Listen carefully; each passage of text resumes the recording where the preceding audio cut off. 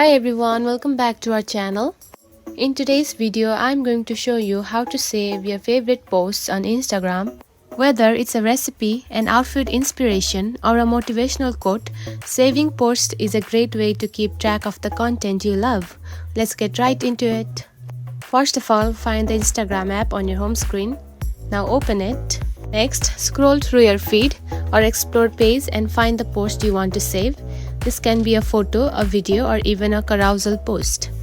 Once you have found the post, look for the little bookmark. Now tap on it.